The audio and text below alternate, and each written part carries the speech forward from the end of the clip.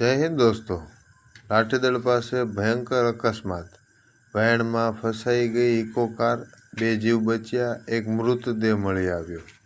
તકલીફ 24 ન્યૂઝ, બોટાદ, લાઠીદળ, તારીખ 16 જૂન 2025।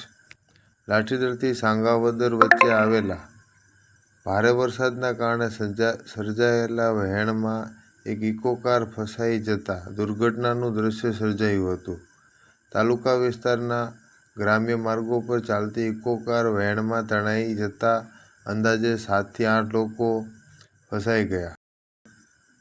મળતાની સાથે જ જિલ્લા વહીવટી તંત્ર અને ફાયર વિભાગ તાત્કાલિક એક્શનમાં આવ્યા હતા। અંદાજિત સાંજે 7:30 વાગ્યે મળી આવેલી કોલ પર બોટાદ ફાયર કંટ્રોલની ટીમ સ્થળ પર પહોંચી અને રેસ્ક્યુ કામગીરી શરૂ કરી।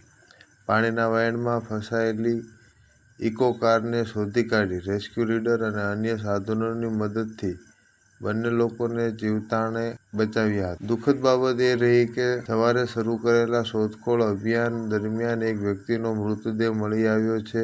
હાલ બાકી લોકોને શોધવાની કામગીરી ચાલુ છે। ખેતમજૂરો પણ ફસાયા હતા।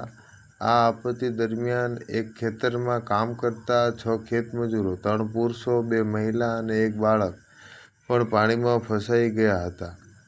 તેમણે ફાયર વિભાગની ટીમને જોઈને મદદ માટે પોકાર કરતા તમામને રેસ્ક્યુ કરી સલામત સ્થળે ખસેડવામાં આવ્યા। તંત્રની કામગીરી પ્રશંસનીય। જિલ્લા વહીવટી તંત્ર, ફાયર વિભાગ અને રેસ્ક્યુ ટીમની સમયસૂચક કામગીરીને કારણે વધુ જાનહાનિ ટાળી શકાઈ છે। તત્કાલ સૂચના: ભારે વરસાદ દરમિયાન નદી નાળા કે અડવટે રસ્તાઓ પરથી પસાર ન થવા તંત્ર દ્વારા સૂચના આપવામાં આવી છે।